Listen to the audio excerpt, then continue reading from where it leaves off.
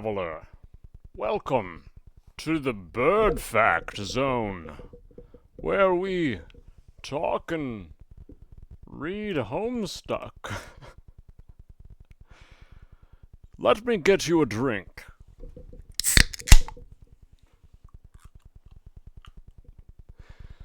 Yes, it is one of our finest flagons of Dr. Pepper.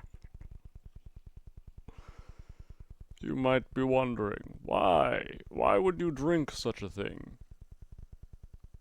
It is only for the best. It is to return you to your senses of the year 2009.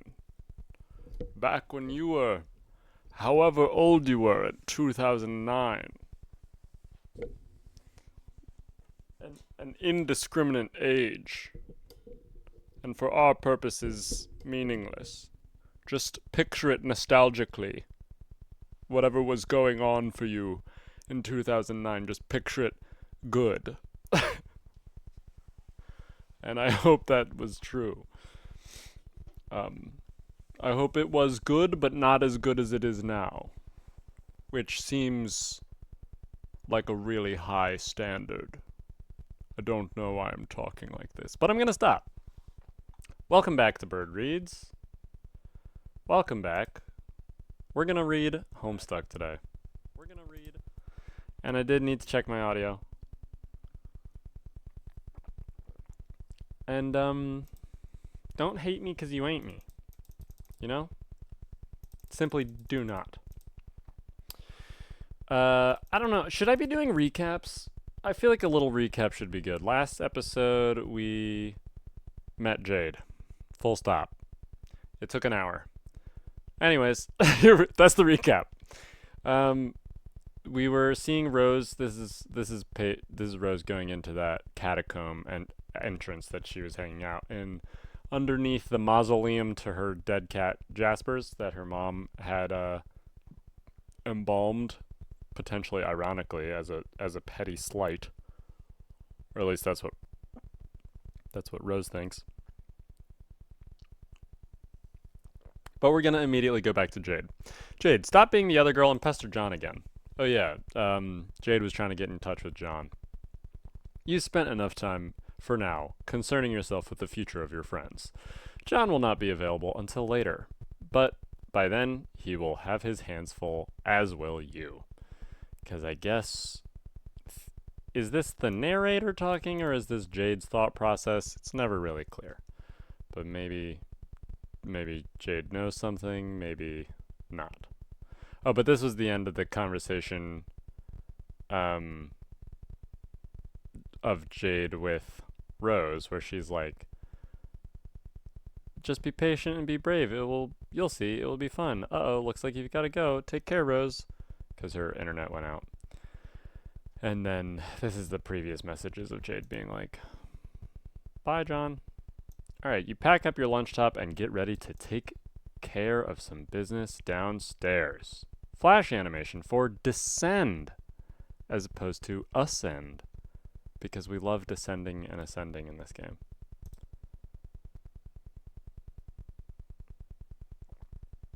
Try as you might, you can't stop your mind from drifting to the fate of your friends. You dwell on a particular configuration of reminders on your finger. This blue one. Let's see what it does. Oh shit.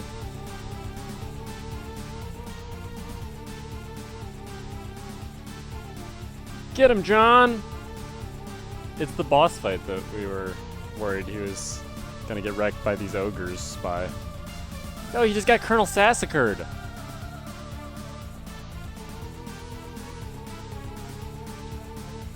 Just got beat up by his Nana's letter.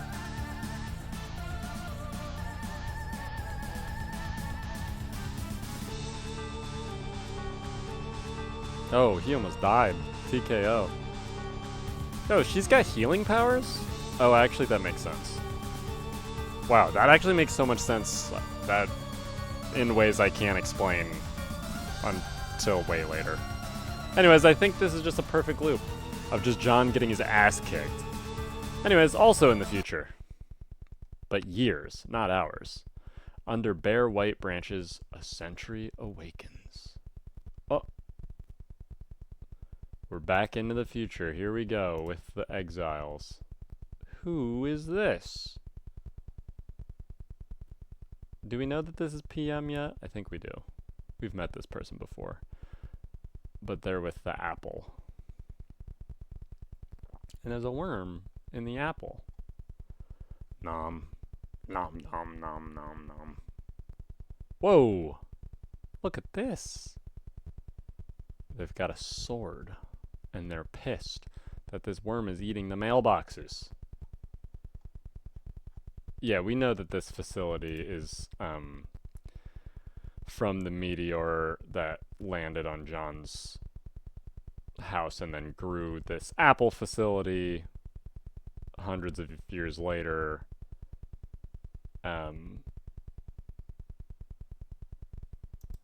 Because John's entrance, like, totem was the apple that he had to bite to enter the medium in the first place. So, I hope you were thinking, golly gee whiz, there's too many pictures and cool flash animations in this. I wish I could read a game fact. Because then you'd have your wish granted. Some stuff about captcha codes and punch card alchemy. And you can tell by the typing quirk here, this is written by John. Is anyone actually reading any of this? Or are they all dead? I don't know if anyone besides us is even alive and playing the game, or if anybody even really cares what we have to say. Rose said I should add some stuff to this fact if anything occurred to me, so I guess I'm doing that. I figure, at the very least, it will be a good reference for just us to use. But Dave probably won't read any of this because he's sort of whopping stupid horsebutt or whatever. Because he's sort of this whopping stupid horsebutt. Man, John is dissing Dave.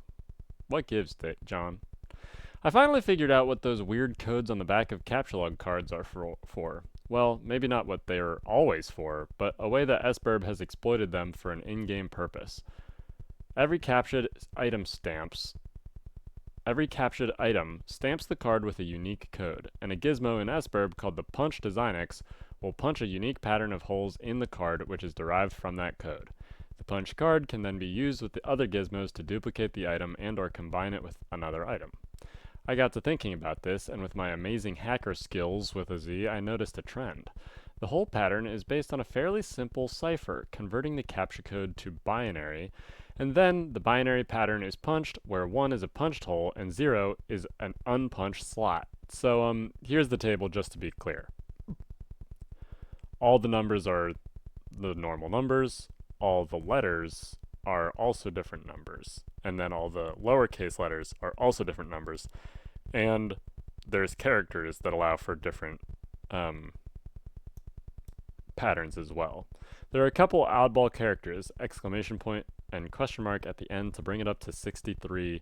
0 through 63 equals 64 total, i.e. 6 bits, because the binary representation of the captcha code character are 6 bits each, which have a range of 0 to 63. So for instance, the captcha code for the hammer is NZ7UN6BI. Look up the index for N first, which is 49. The binary of 49 is 110001. Keep doing that for all the characters and you get... Okay, that's the pattern that will be punched on the card, but the bits are arranged top to bottom, left to right in 4 columns like this. Or on a punch card like this. Top to bottom, left to right. 11000. Yeah, top to bottom, left to right. Okay, that makes sense. So there's 2 there's 2 letters per column. So that makes sense. It's like this first N, these first 6 digits are these first 6 digits, these next 6 are these next 6. Honestly, this is one of those things about Homestuck that is like, the author is going so ham on this to make it make sense and make it like a thing that like is thought out, that is like has to do with coding tech and like old school and like technology. So there's like this retro feel to everything, and like you could theoretically interact with it and interpret it, and I'm sure people did while they were reading it, but at the same time, and as far as the narrative goes, it doesn't really matter. But John is learning the system and learning how to exploit it, and that matters. Wow, okay, that pretty much looks like shit, but you get the idea. So to combine two items, you just overlap two punched cards. Only the places where both cards have a hole will show through. So it's sort of like a bitwise and operation on both cards. The new pattern gives you the code for the new items. For instance, combining the code for a hammer and a pogo ride gives a new code with less holes, obviously, which translates to this code. That whole pattern went on to make the pogo hammer, which is so rad you have no idea. I've also wondered if you can combine items in other ways, like a bitwise or bitwise OR. I don't know what that means. That means combining the cards to get more holes, not less. Oh, I'm sorry. Bitwise OR, whereas they were saying previously it's a bitwise AND, just like a logic gate, how you can do an AND gate or an OR gate. So he's talking about using logic gates and combining it with coding, and I'm not a coder, so I don't really know what a lot of this means, but it's pretty clever. And they're also showing how the kids are doing the work to get there, and that is just, there's so much thought put into that that I really appreciate it, even if it doesn't matter. That means combining the cards to get more holes, not less, i.e. the new pattern has a hole for every hole on either card. This pattern would be accomplished by double punching a card, like 2 codes, 1 card. I've got to try that sometime. But there are some mysterious things about all this. First of all, with all the hole slots, there are 48 bits in total, which means there are almost 300 trillion possible codes. And 300 trillion sounds huge, but when you consider it is supposed to account for all conceivable items, including all the wacky combinations of stuff, it suddenly doesn't seem that big. This leads me to believe that not every combination of item has a viable duplicate. But this is kind of obvious anyway, since there are many combinations of punch cards that will produce either a blank card with AND, or a totally punched card with OR. So there are lots of dud combinations out there, and many that will just lead to the same pattern. Like, for instance, a gun and an atom bomb could make some sort of ultimate death ray, but for that matter, a shoehorn and a potted plant could lead to the same exact pattern. So weird.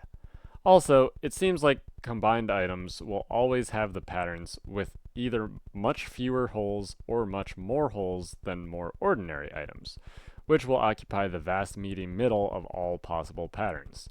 It is strange and counterintuitive that more complex objects have simpler patterns, but hey, there you have it. But all this sort of makes me guess that this system can be cracked in some way. Like, if you have a complicated item, you want to extract simpler item components from it, there might be some algorithm for deriving the pattern you want, or at least narrowing down the possibilities. There might also be some ways of charting through the simpler patterns on both ends of the bit spectrum and pinning down the ones that will make cooler stuff. Who knows? I want to ask Jade about this because she's really good at this sort of thing somehow, even though she doesn't have all my elite hacks or cred. Too bad she makes herself so scarce all the time. Jade, if you ever read this, let me know what you think. And then John's signature, being a little ghost. Punch Card Calculator by Gankra. So I guess John generated a little punch card calculator. Oh, you know what I should put in here? Oh, I don't know if that's going to be possible. I was going to say I should put a URL for my own thing. Let me pull an image URL. This is for a box of fruit gushers. Let me see if I can open image in new tab. Okay, let's see. Oh yeah, it shows.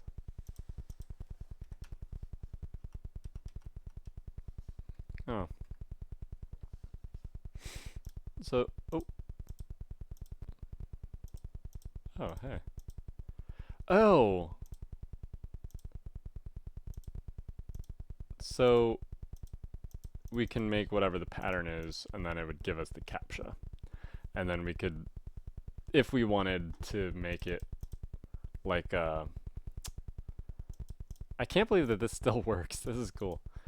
It's like we could make an image of an item and then figure out like what pattern it would have and what the code would be on the back as like a fun little fandom experiment. And then you could have these images. You get this output URL. Does this work on my web browser? No. No, it does not. But that's okay. What a nifty little thing. Alright, next. SN. I don't know that I know what that stands for. But there's the Skya, the S-Burb spirograph. And there's this atomic symbol. Where have we seen that atomic symbol? On Jade's shirt. I don't know if that's relevant, but SN. You enter the laboratory. We're back with Rose. Rose, look for mad scientists. There are no scientists to be found, mad or otherwise, or anyone for that matter. The lab appears to be deserted. There is a kiosk, though. Everything's deserted in Homestuck, because then they wouldn't be stuck home alone. Home Alone Stuck is a different movie with Kieran Culkin and the worst fandom you've ever heard of. It looks like the kiosk monitors the lab's enormous hub grid. And when you look at that, it looks like a chessboard. Jade, transportalize as far down as you can go. Alright, away from Rose. Did you think that we would stay with a character for more than 5 seconds? You're wrong. Oh, yeah, and there's the atom symbol on Jade's shirt. Alright, this is as far down as you can go. The grand foyer is still a few floors down, but the transportalizer on that level is blocked by one of Grandpa's impressive big game trophies, and you just don't think he would cotton to someone moving it. Speaking of which, there are some of his trophies now. He has a million of these ghastly things. You really dislike them. Yeah, he's a big game hunter. I guess does not care very much about conservation. But then again, I guess there is not much conservation happening on Earth since it is the apocalypse. Jade, proceed. Okay. So there's a bunch of cool stuff in here. I like how all this stuff is completely photorealistic. Like there's just an Iron Man suit of armor. You hop down a level. Granddad also likes to accumulate valiant knights from his travels. These are pretty cool, you guess. She doesn't like hunting trophies. She does like valiant knights. Hey, wait a second. She likes valiant knights, you say? I wonder who's gonna be a valiant knight in the future. No one? Why is Iron Man here? He's not a knight. I like to think that that's a functional Iron Man outfit. Man, I would love to have a room like this in my house. Jade, keep going. Ooh, Jade looks pissed. Oh yeah, how could you forget about his stash of decrepit mummies? God, you hate these things. So on the Jade's tier list, it goes knights are best, and then hunting trophies are next, and then after that is decrepit mummies are the worst. Jade, don't stop. She keeps on going. And she's stunned by all these sun-bleached images of models. This is your grandfather's collection of what he refers to as his beauties. No lovely lady will be fit for his collection unless her portrait has spent at least 20 years bleaching in the front window of a beauty parlor, a sort of establishment he's plundered no less frequently than ancient tombs. You guess they were sort of like your sisters while growing up, and you were always encouraged to look up to them. They are all awfully pretty ladies, you suppose, but it was always hard to get as excited about them as Grandpa. Jade, study hard, keep your rifle at the ready. When adventure summons, I know you will rise to the task and take your rightful place among the daughters of Eclectica. That old coot sure is a bag of wind. That's, just so you know, that's not my character for, that's not my voice for, I don't want to be locked into that for, Jade's grandpa. That's my voice of Jade's imagination and memory of Jade's grandpa. Jade, complete your descent. A worm! You reach the ground level. This is the stupid thing blocking the transportalizer. It is unspeakably hideous. Down the southeast hall is the grand foyer. You'll have to cross through it to leave the house. And look at all these little torches. What is this thing, and what is it connected to? I don't know, but I kind of want to. Hey, it looks like someone's pestering you. Even though you thought you logged off? Jade, answer. Oh my god! Yo, I forgot that this happened so soon. Sorry if I yelled too loud just now. I'm not going to edit that. Oh, I wasn't ready. I've been talking about this with my wife about coming up with a voice for this. I wasn't ready. Because this is going to be a really long-term character. I'm going to have to workshop it. And I don't have any way to pause to do that. So I'm just going to see if I can get it in one. Hi again, idiot. That felt good. Oh no. So I guess I feel like there needs to be a little bit of gravel, and it's obviously all caps. So we don't know anything about this person. They're obviously yelling. So I guess today is finally the day you fuck everything up. I feel like I can do this voice a lot, but it's too deep. I feel like it kind of needs to be whinier. But you don't know about this character or why. So I'm just going to go with this. If you don't like it, I'll change it in the future. I think I could make this voice work for a long time. Yeah, I think this is going to have to do for now. Uh-oh, that's not a good sign.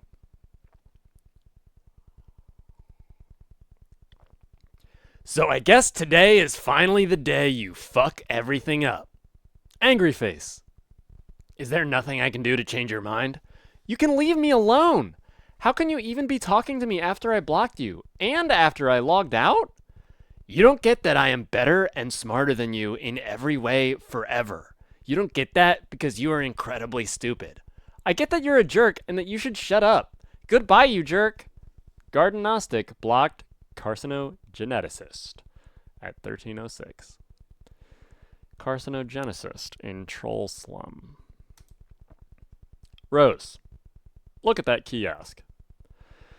We're back to Rose at the hub grid in the laboratory. Looks like a mapping of each hub's index. It appears one of the hubs was recently unlocked. Rose, go to the center and do a goofy dance. At the center, you find a little stage that looks perfect for supporting a spectacularly silly dance. Or it would if standing on it didn't make you a little nervous, and also if that didn't sound like a R-word idea given the circumstances. It looks sort of like the various contraptions you've been deploying in John's house. You wonder what it does. And it has the transportalize symbol on it. Rose, attempt to plug laptop into nearby hub. All her shit falls. And Jasper's falls on the transportalizer. Oh! And disappears. Great. You just vaporized your dead cat. Oh well. Ashes to ashes, you guess. There's gotta be a better way to deal with this lousy tree. Rose, examine fetch modus. At least she's good enough to catch her laptop. Looks like you can choose between picking leaves or awkwardly uprooting the whole tree as you've been doing. You select leaf. You can also turn off auto balance, since its consequences can be a little mystifying sometimes. You gather up all of your items again in an order that places your laptop in a conveniently accessible leaf. You're not sure why you didn't do this a lot sooner. Kind of a funny looking tree now, but your concern for structural elegance is at an all-time low. Rose, find the unlocked hub. I also every character is going through this process of making their inventory more manageable and mattering less. Like they just swap. Like we're in Act 3 and Rose is just like, oh, let me just fix this. And I just think it's so funny that they spend so long in the first two acts being like, this matters, and then they are actively doing away with it. It's just like that's just so Homestuck to me, being like, yeah, this matters and it is going to be plot relevant, and then I'm going to totally dismiss it once we're all used to it. Rose, find the unlocked hub. As long as you're going to plug in your computer, you might as well find that hub. Here it is. Hub SN Lab 0413, the magic number. It is unlocked and thus removable from the grid. You suspect this was the same beacon transmitting the unsecured signal you were using earlier. You pick the laptop leaf from the tree. And now she's physically interacting with the cards. Doesn't really make sense, and we never see people do that at other times, but Rose just rolls like that, I guess. You plug your laptop into the hub, then captcha-log the hub and the laptop. There must be a better place around here to set up your computer. This huge grid of electronics is sort of uninviting. You look around. Hey, what's that? Also, look, like the wire is going across this game-based abstraction into another item. It's crazy, it doesn't make any sense, and just don't worry about it. But I also love it, because they set up this precedent, and then they just fuck with the precedent all the time. It's another one of these ominous countdowns. You didn't notice it when you first entered the lab about a minute ago. It looks like this one may have been ticking for years. Whatever it's ticking down to, there isn't much time. You can only hope that when you turn on your computer again, there will be a connection invitation from one Mr. Strider. Skynet Laboratory unestablished in 3 minutes. Again, in the future. Another timer winds down, but sideways. Oh! Look at this. It's the sideways facility, which is because it's the apple. Oh my god. How inconvenient. I guess PM cut the worm's head off. Climbed down into the apple.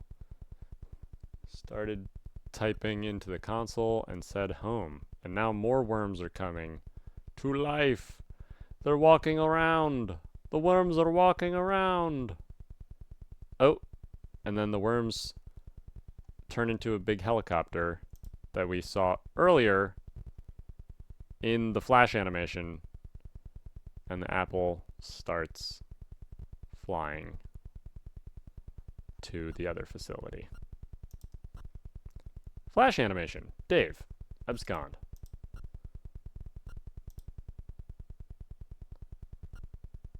Get out of there, Dave.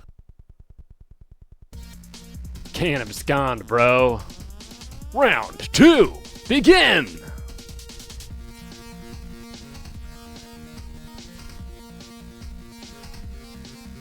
God, this music goes so hard. Look at Dave fighting his bro. I also love when they time the flash animation to the music.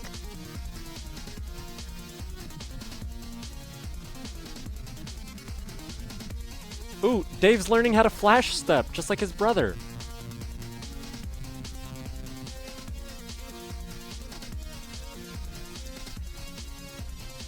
But after all, he is a child against a full-grown man.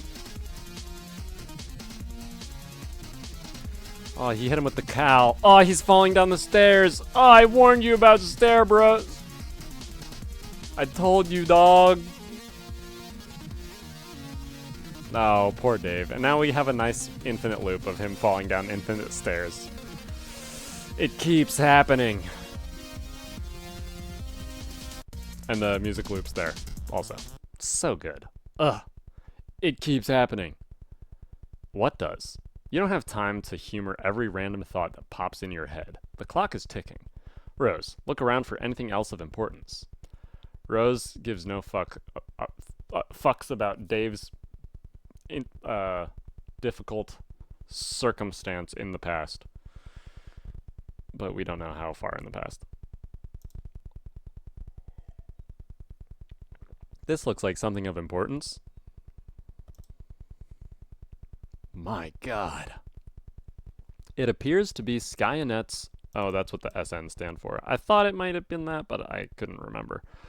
It appears to be Skynet's primary session terminal, monitoring a great number of SBIRB sessions in the northeastern United States and parts of Canada.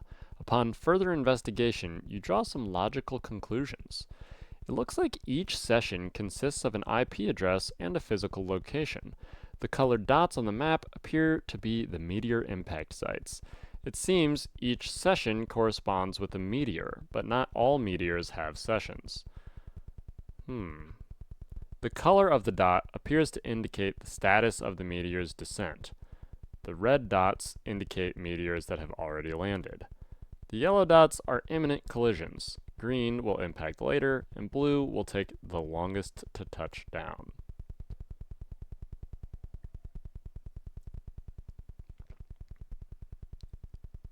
Red, it's almost the colors of the kids, but not quite, which makes me think that it's not actually related, because otherwise the yellow would be violet, because that's Rose's color.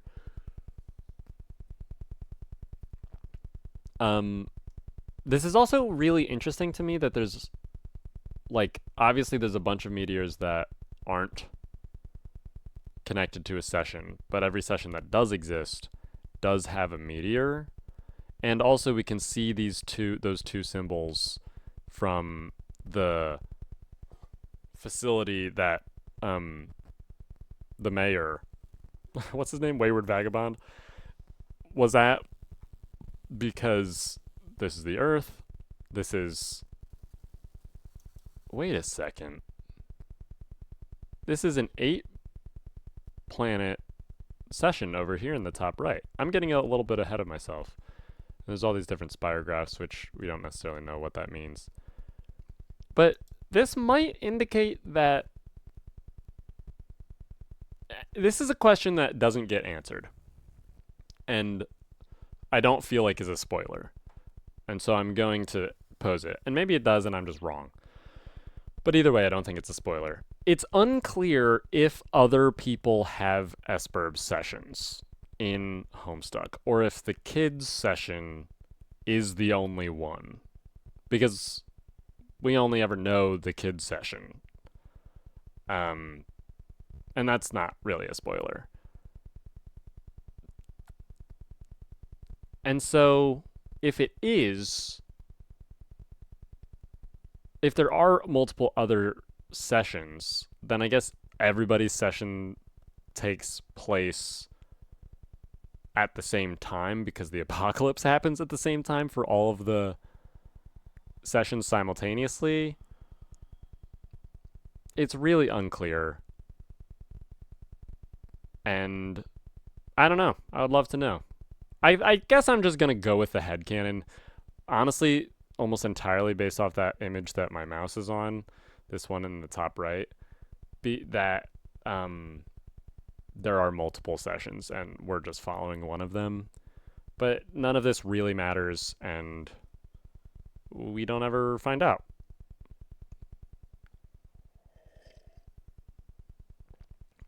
It appears to be... Oh, I already did all that. You use the panel to center on your present location and zoom in. Surrounding the lab are, of course, the hundreds of smaller meteors that have been raining down steadily throughout the evening.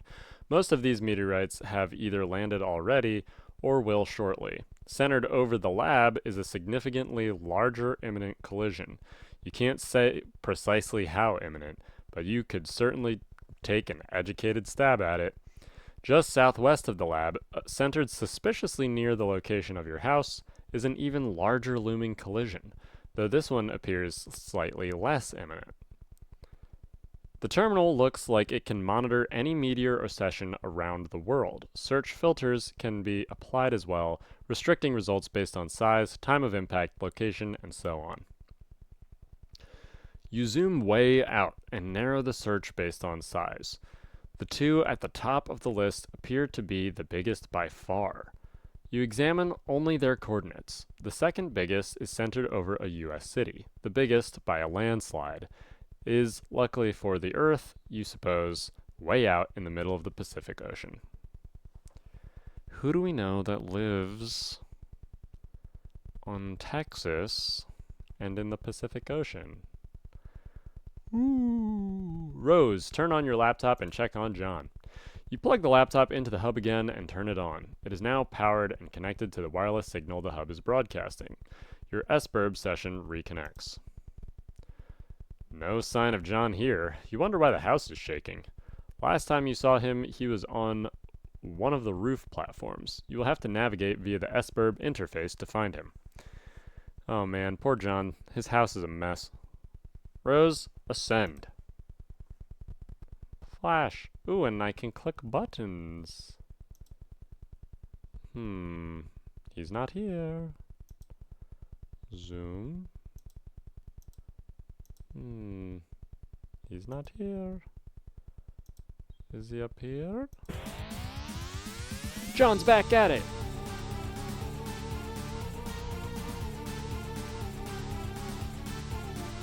Get him, John!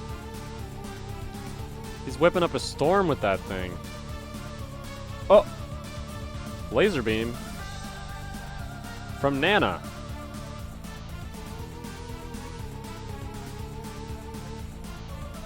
Oh, Rose is getting refrigerator up in there. Oh, but he just used it as a weapon. Catch him in the... Ooh, and launch him back out in the oven. Boing! Ooh, dropping household appliances. Fuck him up.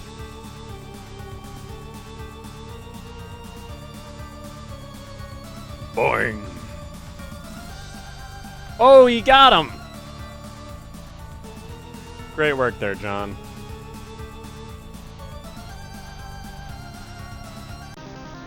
Ooh, and they threw the alchemitter on him. Woo! John did it! And there's new kinds of grist. Look. John, high five Nanaquin. Left hanging long enough. Oh my god. No. Never mind. That's just Nana. Good for you, John. Ooh, and he's getting a Pestalog chat from Rose. Good work, John. No, that's not her voice. Good work, John. She's slightly happy. She's an exclamation point. Wow. Oh, hey, you're back. For now. I'll have to leave again shortly. It looks like there's another large meteor headed for my present location. Oh, so you mean Dave connected with you? Not yet. I'll explain later. But I think I've determined that activating the timer in the game is not directly responsible for summoning a meteor to your location.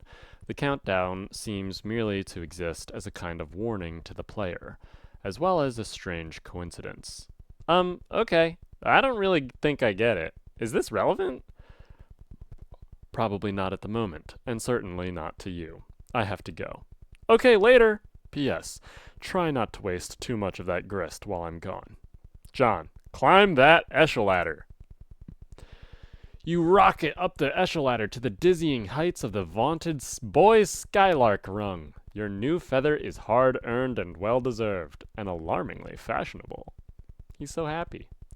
He passed the knee-high pilgrim, the cool buckaroo, the moppet of destiny, the gadabout pipsqueak, and now he's the boy skylark. John, collect fat loots. Ew, why is it spelled like that? Oh, look at all these boon dollars. Oh, and look at all these other titles on the echelon. Brave Sprout, Nipper Cadet, Pesky Urchin, Champ Fry, Ankle Biter, Fidgety Bopper. Oh, so he started down here at Juvasquirt and Plucky Tot, and now we're all the way up here at Boy Skylark. But also look at how long the echelon is from this scroll wheel. That's funny. You and your ceramic porkala rejoice in the mound of wealth yielded from your meteoric ascent up the ladder. You are still not sure what all these boon dollars can actually get you, but when pulling in such insane loot hand over fist like this, who cares? Not you. John, pick up as much grist as you can hold. Your expanded cash limit is more than enough to accommodate the grist windfall. You gather up 2,260 pieces of build grist, 1,040 pieces of shale, 490 drops of tar, and 350 drops of mercury. You can't wait to find out what amazing items this new supply of grist will be just barely insufficient to produce. Oh god, there's a grist littered down there too. Those stupid ogres were like huge grist piñatas. One of those big sour grape electric holocaust fruit gushers is jammed in the hole in the platform. You guess there's only one way to get it. Sour grape electric holocaust fruit gushers? Sounds delicious. Oh. Nana Sprite. Woo-hoo-hoo! John, don't forget your book. It is your birthright. You ought to give it a read when you have a moment, particularly the first several pages. Okay, Nana, I will. Hey, Nana? Yes, dear? Since I'm trying to get up to that gate, and since you can just sort of conjure floating beds and throw me around and all, couldn't you just throw me up to the gate? Yes, of course, John, but that would not serve your purpose well. There's a very good reason why you should build up to it, and then keep building. Oh, okay. I guess that's what I figured. So just one more thing. Do you think that instead of telling me exactly why that is with a clear explanation, you can give me a series of really coy riddles about it and then sort of giggle? John, you are a very fresh young man. Your father has done such a wonderful job raising you. I am so proud of you both. Haha, I guess. When you pass through the first gate, everything will change. You will find the place where the constellations dance beneath the clouds, and then your true work may begin. Ooh-hoo-hoo! I suddenly understand everything. Oh, John. Elsewhere, we find a place where a kingdom lies entrenched beyond an impenetrable veil of darkness. And it's also purple. Oh, it's John's dad, whooping ass. A threatening fist. A sad imp. Punch that imp through a wall. Oh my god. He's pissed. Who's this? Who's this watching John's dad cause a ruckus and watching John? Graveyard stuffers. You are now the peregrine mendicant. You are flying westward in your peculiar mobile station. You have no sense of your bearings presently. The door is blocked by a metal column which extended through the entry shaft before liftoff. What will you do? I think the peregrine mendicant, this might be the first time we actually heard that, so sorry if I spoiled PM's name earlier. PM, check mail. This message to Dr. Briner looks pretty serious. Dr. David Briner. Attention, serious business. Oh, and this person has the barcode too. PM. Open envelope. Never.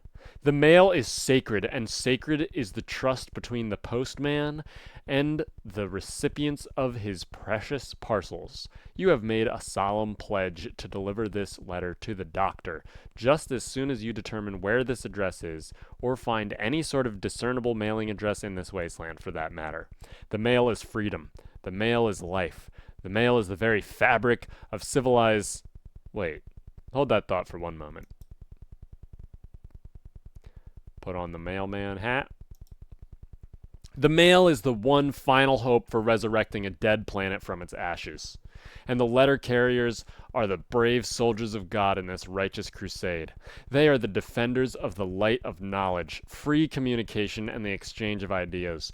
They are the bold toters of all those little papery conduits of freedom, the white postmarked angels that whisper a message on their deliverance, a promise to the yearning.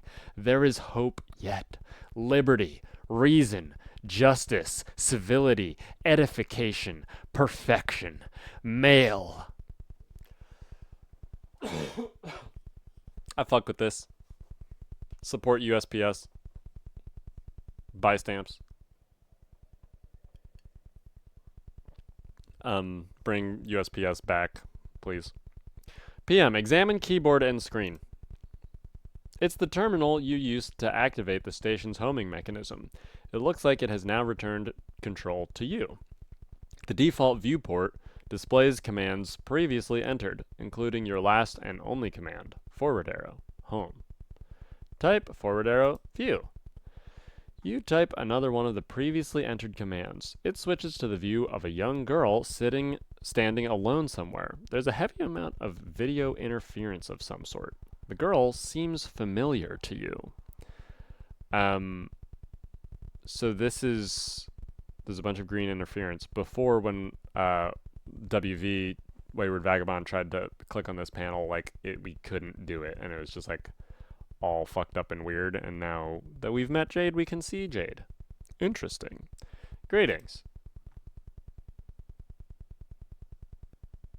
Oh, and also Jade looks familiar to PM. How's that work? Don't I know you? Oh.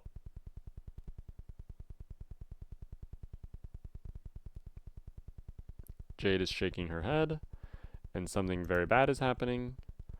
The mail! And a big explosion. Rose, refuse to acknowledge the absurd T-set. You successfully disregard the T-set because it's stupid and shouldn't be in a place like this. You probe further into the lab. What is this T-set? And a scarf? Whose scarf is that? I think we know. Looks like a little girl's room. This all strikes you as a bit odd. No time for messing around in here, though. And there's wizards and cats? What's this all about? Oh, this is a familiar symbol. Rose, wear the scarf. Be the rider. Thinking about Maple Hoof. Oh. Okay, maybe you'll do a little messing around. You are only human after— Oh, what's that? You are accosted by a friendly mutant kitten that seemingly has 4 eyes. John, resist great urge to take the wedged shale. You know you should grab this thing, but you're suddenly feeling apprehensive about entering your father's room. With all the scampering around, it almost slipped your mind how much you hate his hideous clowns.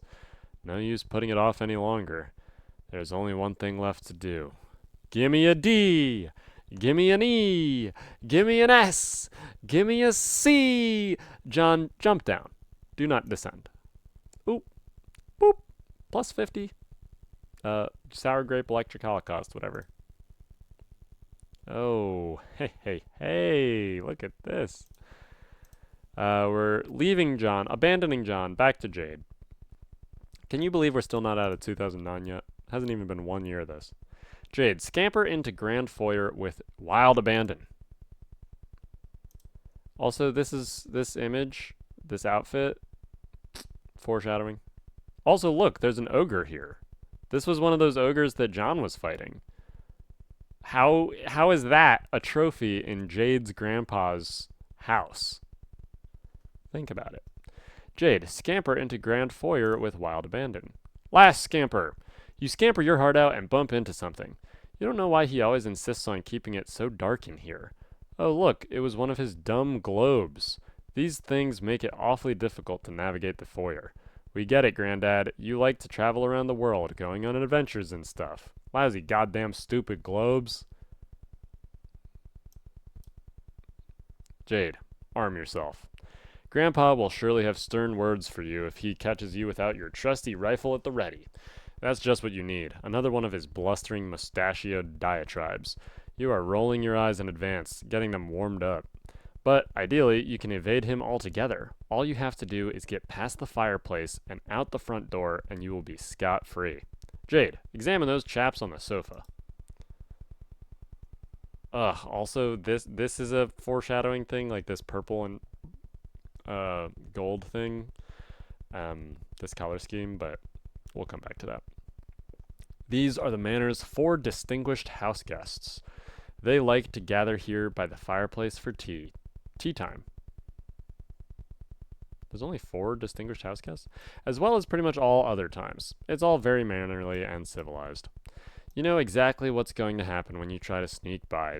The fireplace is going to light up, and your grandpa's silhouette is going to appear in front of the fire to give you a good spook. He is so predictable. And there he goes. The old man has the flame. Oh, this is Sweet Bro and Hella Jeff. And there he goes. The big man has the rock. He's driving so hard through the paint downtown. Alley-oop for the slam dunk. Oh yeah, bitches. Become a baby. I hope the ad is for some pornography. Pornography.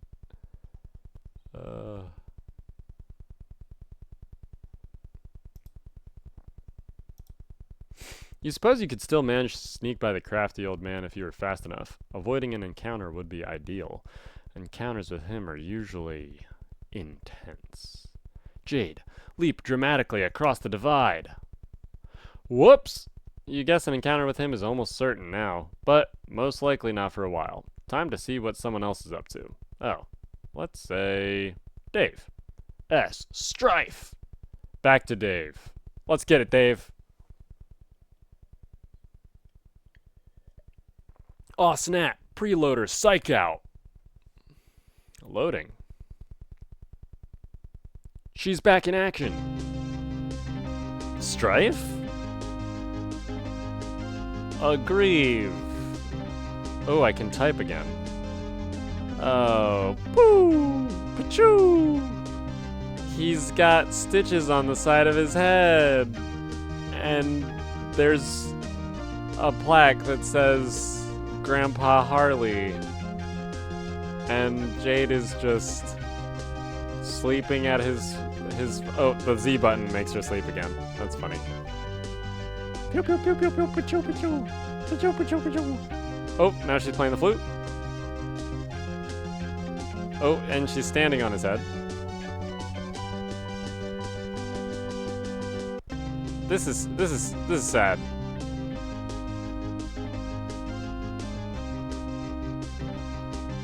Which is the one? Oh, there's the one where she gets his hat. Here she goes. This is pretty sad, Jade. Good song, though. She's pissed. Yes, I am going out with this gun. No, I will not go get a bigger one. No, I will not take yours. I can't even lift it. Oh, that is so preposterous. Do you even hear what you're saying? I will be fine. This is a perfectly deadly gun, and it shoots lots of incredibly deadly bullets. Oh, will you just stop it? I am going now. Goodbye. Heart, with many exclamation points. Jade, abscond. Ugh. He was so much easier to deal with when he was alive. Blah, blah. Ooh, woof. Woof. PM, miraculously survive. Ooh. She managed it. Oh, and we unlocked... you can't see this very well because my bird, but I think we apparently unlocked a blog or something from Andrew Hussey. So maybe we'll go read that. Or I'll read it between episodes and tell you about it later. PM, peer out the explosion hole. All the mailboxes. And a sad worm. They caught one of the mailboxes. I love you, worm. Thank you. Rose, refuse to acknowledge the absurd kitten. You fail miserably. Oh, look. There's some more mad science crap over here. Oh, she's got the kitten and the scarf. Rose, insert coin. This weird arcade gizmo adapted to this setup obviously doesn't take coins anymore, assuming it ever did. Besides, you left all your coins on the fridge, remember? Rose, let's play a game. This doesn't appear to be a game. It appears to be an appearifier. Appearifier ready. Rose, screw around with the appearifier. You mess with the controls. Hey, Jaspers is alive. Or at least he was in the past. According to the timestamp, this was almost 9 years ago. You try to move the crosshairs with the joystick, but it seems to be permanently locked on a specific target. You might be able to unlock it, but you clearly don't have much time to horse around with this thing. You zoom out. It looks like you and Jaspers were having one of your sessions. You weren't making a lot of progress, though, because Jaspers was no doubt being characteristically recalcitrant. You possibly jotted this phrase down in your pad. It's hard to remember, though. Wait, could this be that day? Look, she's doing her little psychotherapy thing. Me too, Rose. Rose, cause time paradox. You attempt to purify Jaspers. This would surely cause a time paradox, because you can plainly see that he has not told you his secret yet. But it seems the machine has a safety mechanism to prevent such irresponsible purification practices. Paradoxify. Here's the thing with... How's a cat gonna tell Rose a secret? Huh? Is Jaspers that special of a cat? The paradox ghost imprint of Jaspers purifies instead and quickly settles into a mound of sludge. It's just a ghost imprint of sludge, because ghosts are sludge, just like Slimer from Ghostbusters, and yes, that has come back. Oh, it gets sucked up into this machine. The machine, besides it, sucks up the paradox sludge and begins some kind of automated procedure. It seems whatever sort of primordial biochemical properties the sludge possesses is being evaluated by the device. And look at those. It's all of the different... Ooh. The only two... pieces, only two letters that aren't changing are CG. Carcinogeneticist? Huh. Interesting. Maybe. I actually have no idea if that's an Easter egg or not. But it's all of the stuff. The device generates a fetal paradox clone of Jaspers. The wretched creature exhibits a number of unfortunate mutations, though. The good news is that it will be mercifully unestablished along with this facility shortly. This is also the bad news. Whoever was operating this machine in the past may have been making unsuccessful attempts to perfect the science of ectobiologist. Who do we know who has the username ectobiologist? That's right, class, it's John! Rose, have a flashback. There's no need for a flashback. Conveniently, you can watch what happened right here on the monitor. You roll the clock forward a few seconds. Jaspers reveals his stunning secret to you in strict confidence.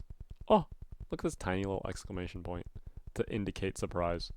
And they animated it for us. The rest of it's a still image. You didn't have to do that, but you did. God damn respect it. Before you could ask him to clarify, he vanished into thin air. You now believe you understand why. However, you were not the one to purify him from this moment. Your hand was nowhere near the controls just now. A couple of weeks after he vanished, his body washed up along the riverbank. His suit was a mess. Your mother fitted him with a new one just before the absurd funeral service she insisted upon. Rose, trace Jasper's whereabouts on the machine. Static. And then he's dead. You roll the clock forward to a week after he vanished. It seems there is no accessible feed tracing his whereabouts during that time frame. You fast forward another week. There he is, just as you found him. Flash animation. Rose, fast forward to now.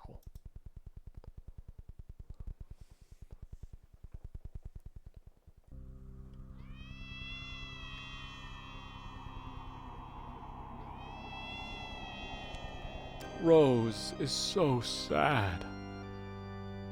There's a paradox clone of Jasper's. Here's Rose, watching child her, and another mutant cat with 4 eyes. This song goes kind of hard. Oh, Rose and her mom, who's drinking a martini in a funeral dress. Sing it. Sing it. Jaspers.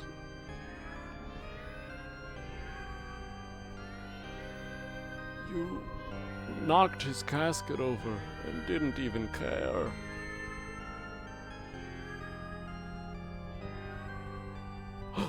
But where did Jaspers go?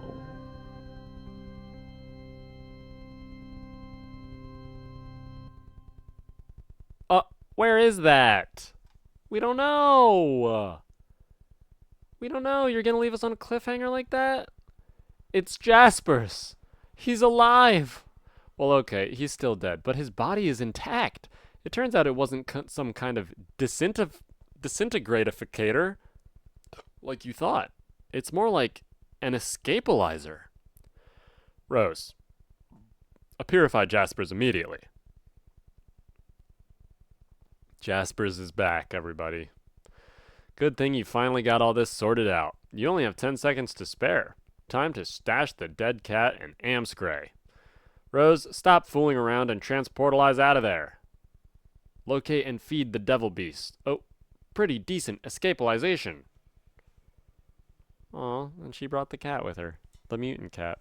Not the mutant cat fetus. That one's just gonna die, I guess. Sorry to that fetus.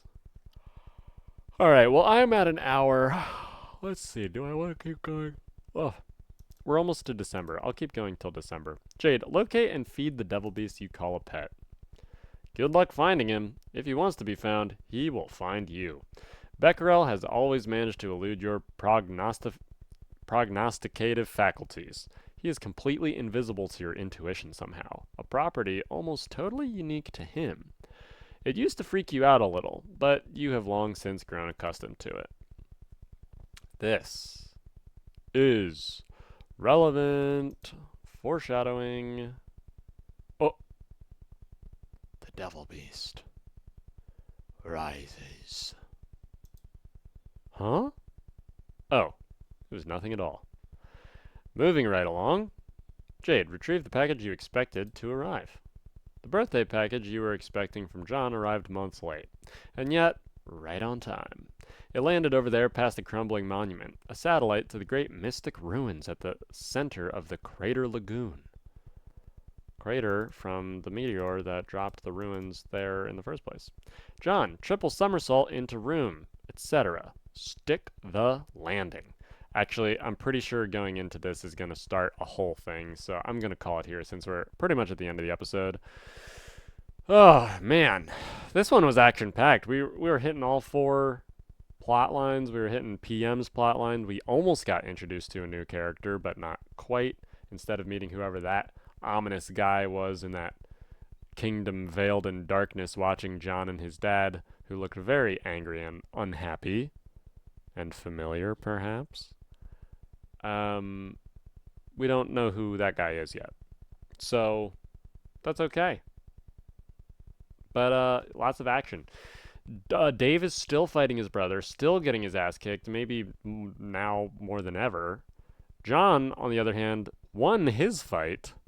And Rose, things are getting dire for her. She escaped somewhere, probably escaping what is foreshadowed to be the laboratory getting hit by a meteor. But she's still not in the session, and Dave still doesn't have the game discs, so what the hell is going on? We don't even know. But that's Act 3, everybody. Oh, and we did meet another character for the first time, CG, over on the troll chat, whatever. Troll Slum? What is it called on the Pester Chum thing? Yeah, it's Pester Chum and then Troll Slum. Whoever CG is. Man, this one was action-packed. I hope you were able to follow along and that any of this made sense to you and that my explanations were helpful. And if not, feel free to text me. And that invitation is only for one person. And the rest of you, you'll just have to figure it out in the comments or Google it or something, I guess. I don't know. But thanks for listening. Thanks for watching. I hope you enjoyed this episode. And I'll see you next time. Peace out.